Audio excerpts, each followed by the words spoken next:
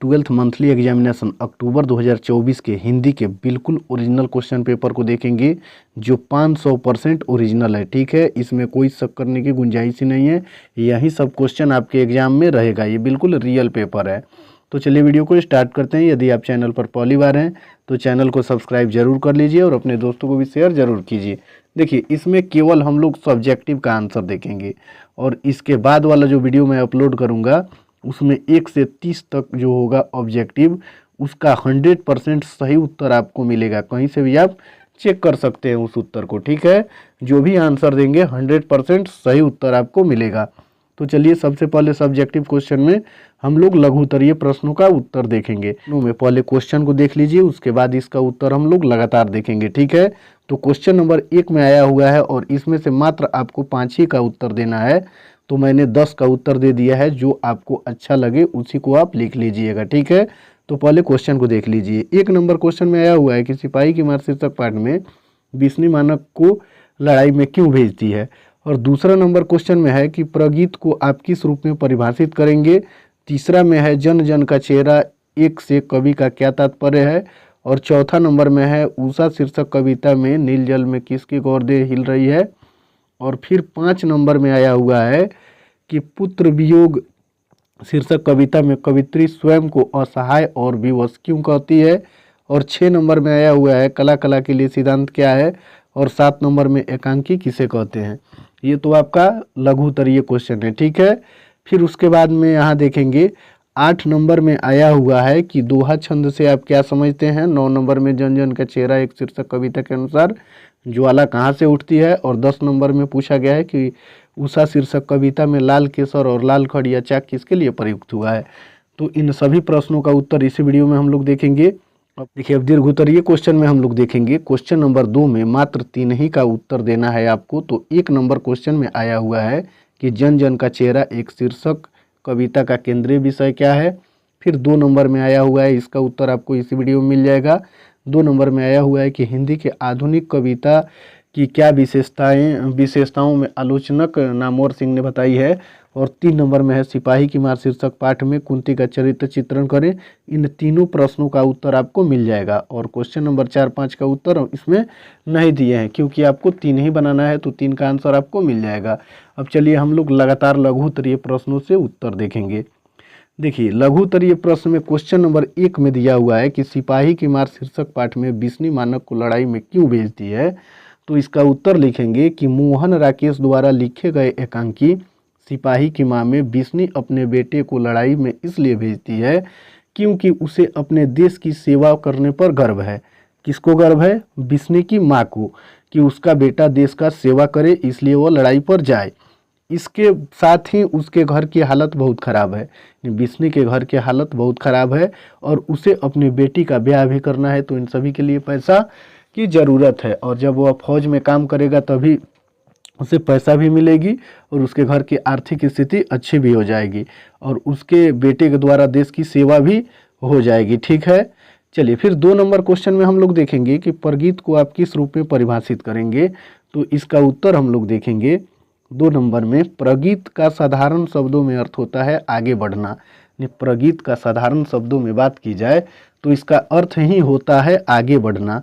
जब मनुष्य भौतिक, मानसिक तथा आध्यात्मिक रूप से आगे की ओर बढ़ता है तो उसे प्रगीत कहते हैं। ठीक है, जन जन का चेहरा एक से कवि का क्या तात्पर्य है। तो इसका उत्तर देखेंगे कि जन जन का चेहरा एक से कवि का तात्पर्य उन लोगों से है जो अलग अलग देशों में रहने के बावजूद भी एक साथ मिलकर शोषण करने वालों के विरुद्ध आवाज उठाते हैं। ये क्वेश्चन नंबर 3 का आंसर हुआ। फिर चलिए 4 नंबर क्वेश्चन का आंसर देखेंगे। उषा शीर्षक कविता में नील जल में किसकी गौरदेह हिल रही है।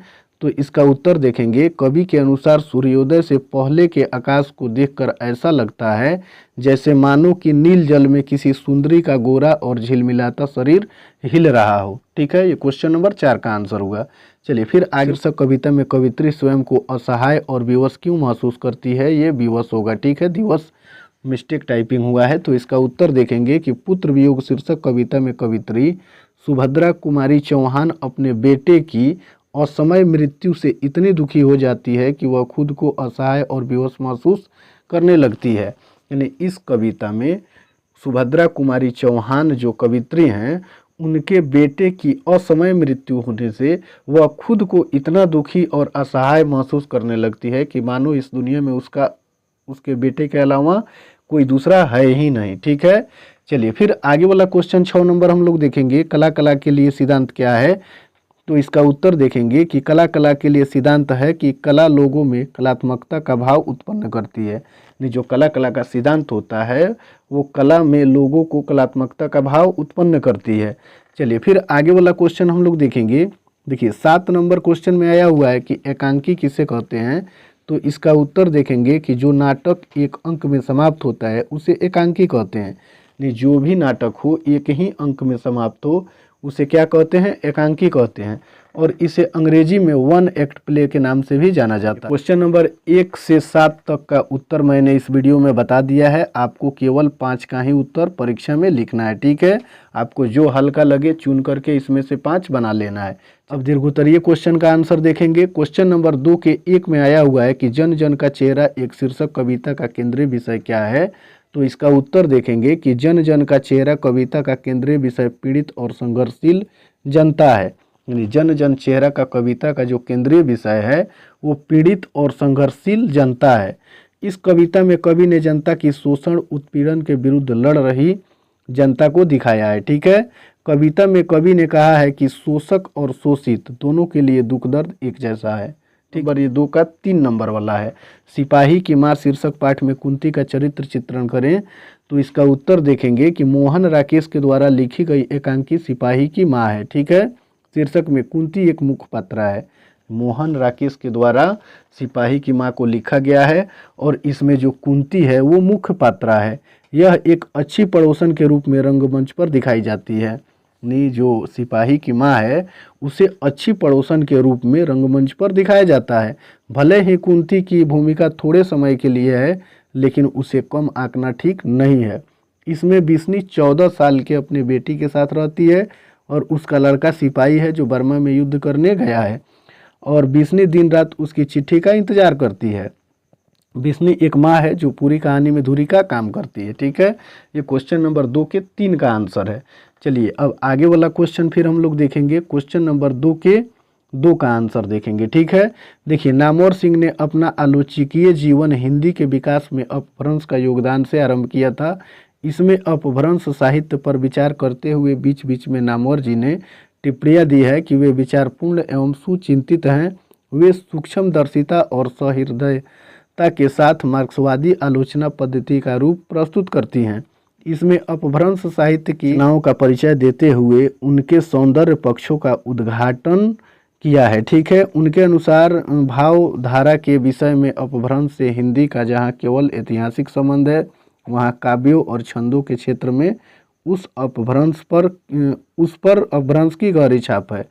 और फिर आगे इन्होंने लिखा है कि सिद्धों की रचनाओं के विषय में उनका विचार है कि कुल मिलाकर सिद्धों की रचनाओं में जीवन के प्रति बहुत सकारात्मक दृष्टिकोण है। हेमचंद्र के प्राकृत व्याकरण में अपभ्रंश के उद्धृत दोहों में नामवर जी ने संदर्भ देते हुए ऐसी मार्मिक व्याख्या की है कि तत्कालीन समाज का नितांत आत्मीय रूप हमारी आंखों के सामने उपस्थित हो जाता है।